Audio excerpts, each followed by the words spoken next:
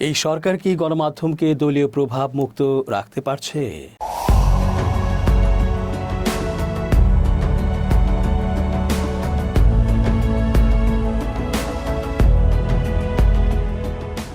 আসসালামু আলাইকুম প্রিয় দর্শক, আমন্ত্রণ আজকের আলোচনায়। চেঞ্জ টিভির আন্তর্জাতিক চোখ অনুষ্ঠানে জে রতন স্বাগত জানাচ্ছি। জনাব তারেক রহমান যখন দেশে ফিরলেন তখন অন্তর্বর্তী সরকার যে প্রোটোকল দিয়েছিল তা এক অবিশ্বাস্য ব্যাপার ছিল। সাথে সাথে দেশের সকল মিডিয়া হুমড়ি খেয়ে পড়েছিল সেই আয়োজন কাভার করার জন্য। কে কত নিখুঁতভাবে ও ড্রোন উড়িয়ে সেই জমায়েতের ছবি ও ভিডিও দিয়ে মানুষকে আকৃষ্ট করতে পারে তার একটা সরব নীরব উভয় টাইপেরই প্রতিযোগিতা চলছিল। অনলাইনের এমন কোনো প্ল্যাটফর্ম ছিল না যেখানে সেই নিউজের বিস্তারিত ফলাও করে না প্রচার করে থেকেছে।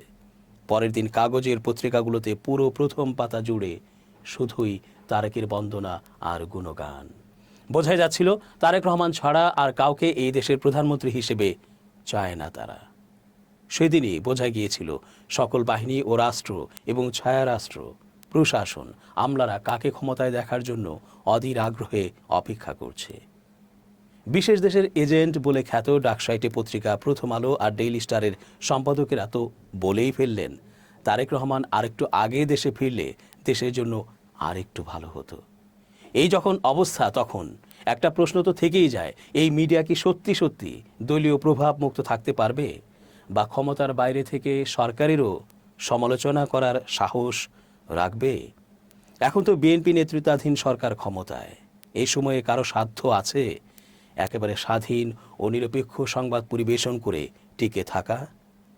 যখন সদ্য পুরো অন্তর্বর্তী প্রাক্তন, হাসিনা প্রাক্তন, পার্শ্ববর্তী দেশ ভারত, পশ্চিমা, ভূ রাজনীতি, ডিপ স্টেট, আমলা, বাহিনী সবাই এই ক্ষমতার চারপাশের গুরুত্বপূর্ণ সাপোর্টিং কম্পোনেন্ট। সম্প্রতি এক ভাষণে তথ্যমন্ত্রী জহিরুদ্দিন স্বপন বলেছেন, গণমাধ্যমের সর্বোচ্চ স্বাধীনতাকে নিশ্চিত করা হবে। এজন্য জনগণের কাছে অবাধ তথ্য সরবরাহ নিশ্চিত করতে সাংবাদিক সহ সকল অংশীজনদের মতামতের ভিত্তিতে জবাবদিহিতার পরিধি নির্ধারণ করব। শুক্রবার 27 ফেব্রুয়ারি সকালে বরিশাল সার্কিট হাউসে একটি সভা শেষে সাংবাদিকদের প্রশ্নের জবাবে এসব কথা বলেন তিনি।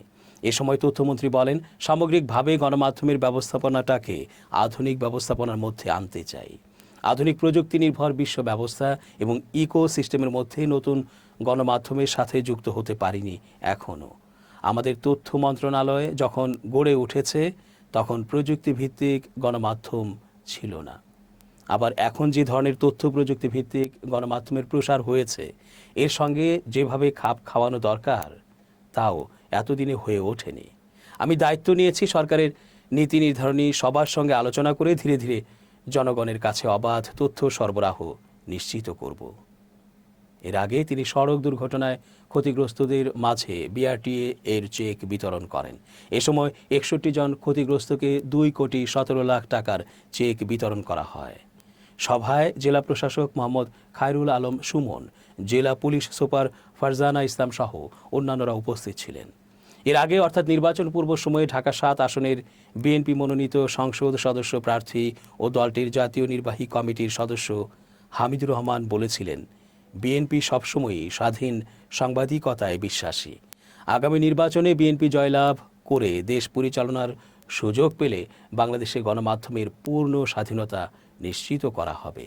রবিবার 25 জানুয়ারি দুপুরে কবি নজরুল সরকারি কলেজ সাংবাদিক সমিতির উদ্যোগে আয়োজিত কনক শ্বাস বেস্ট রিপোর্টিং অ্যাওয়ার্ড ও সার্টিফিকেট প্রদান অনুষ্ঠানে প্রধান অতিথির বক্তব্যে তিনি এসব কথা বলেন।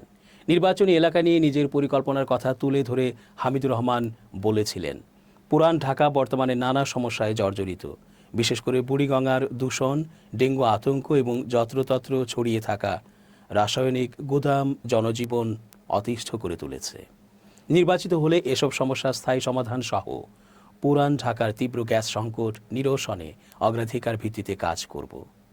জুলাই আগস্টের আন্দোলনের গুরুত্ব তুলে ধরে তিনি বলেছিলেন, জুলাই অভ্যুত্থানের ফলেই আমরা দীর্ঘ সময় পর সত্যিকারের স্বাধীনতা ফিরে পেয়েছি। তরুণ সাংবাদিকদের কাছে আমার প্রত্যাশা, আপনারা লেখনীর মাধ্যমে এই বিপ্লবের শহীদদের কলমের মাধ্যমে তুলে ধরবেন।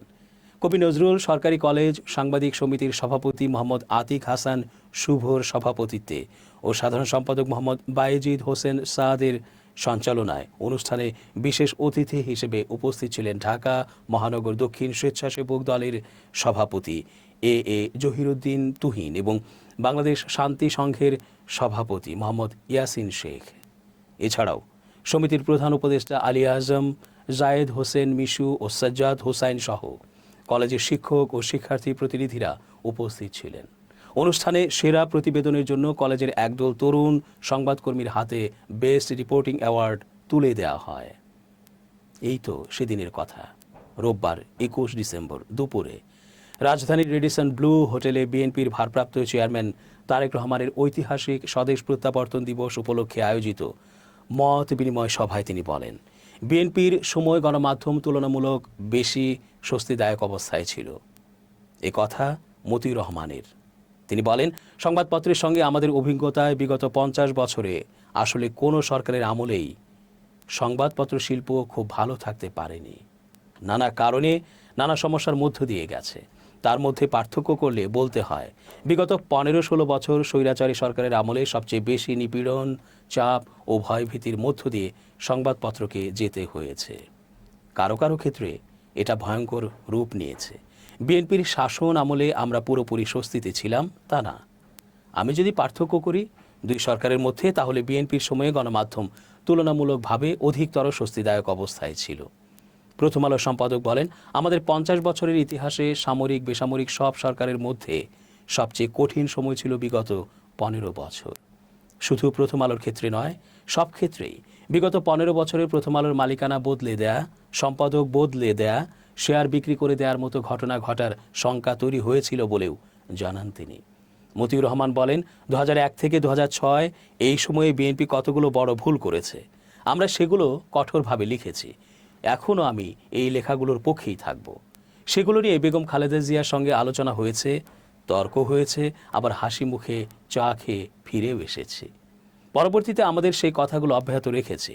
তাতে কোনো প্রকাশ্যে আক্রমণ, জেলের ভয়, মামলা মোকদ্দমার ভয় এমন ঘটনা ঘটেনি। মতিউর রহমান আরও বলেন, নানা সমালোচনা, তর্ক বিতর্কের মধ্যেও বিএনপির নেতৃত্বের মধ্যে ধৈর্য ছিল, তাদের সহ্য শক্তি ছিল এবং তারা আমাদের পত্রিকার সমালোচনাগুলো মেনে নিয়েছিল।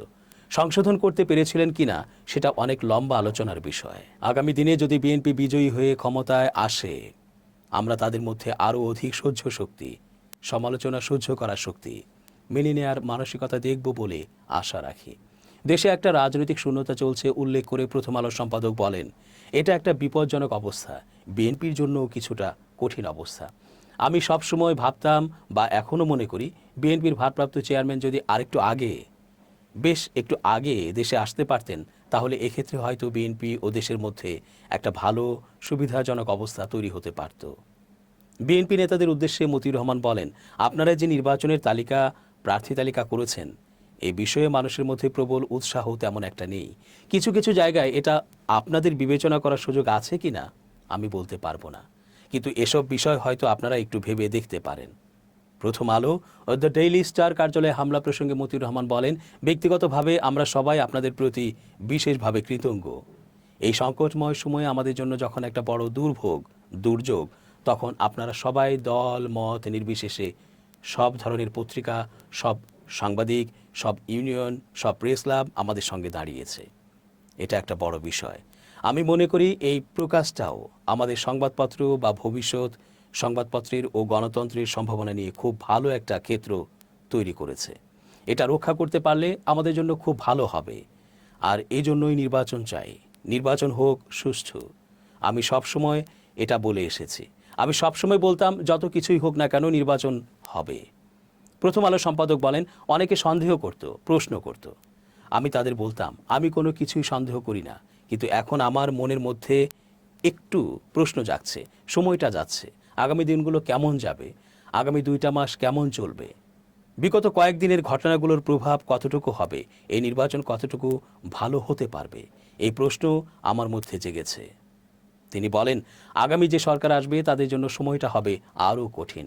আমার মনে হয় বিগত 50 বছরের ইতিহাসের সবচেয়ে কঠিন।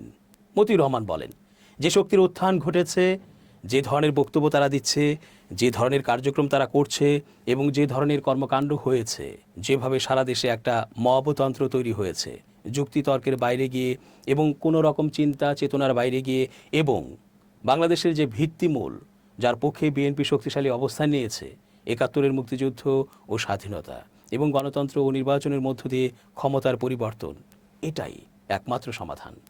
মতিউর রহমান বলেন, বিএনপি যদি সরকার গঠন করে, যদি তারেক রহমান প্রধানমন্ত্রী হন, তাহলে একটা জাতীয় ঐক্য সমঝোতার পরিবেশ তৈরি করা সবচেয়ে গুরুত্বপূর্ণ। এত বিরোধ, এত বিভেদ, এত সংকট নিয়ে কোনো দেশ এগোতে পারে না, কোনো সমাজ টিকতে পারে না। অথচ সেদিন সেই সময়কার জঘন্যতার কথা উঠে আসলো না, যখন দৈনিক সংগ্রাম অফিস আক্রান্ত হয় এবং এর সম্পাদক খ্যাতিমান সাংবাদিককে দাড়ি টেনে শারীরিকভাবে লাঞ্ছিত করে বের করে দেওয়া হয়। এছাড়া নয়া দিগন্তেও আগুন দেওয়া হয়। বিশ্লেষকরা জানাচ্ছেন, যে কোনো কিছু নিয়ে আলোচনার উদ্রেক ঘটলে ইতিহাসের সকল পাতাগুলো উল্টে দেখলে সত্যিকার পরিস্থিতি বোধগম্য হয়। সেটা না করলে গণমাধ্যমের স্বাধীনতা তৈলমর্দন থেকে কোনোদিনও বাইরে বের হতে পারবে না, প্রসব করতে পারবে না নৈতিকতায় মোড়ানো কোনো জাতির সংস্কার ও উন্নয়নের খবর, যেটা পুরনো বন্দোবস্তেরই বারবার ফিরে আসার নামান্তর। দর্শক, আজ এ পর্যন্তই। ধন্যবাদ। changeTV.press, এক ফোঁটা হলুদও নেই।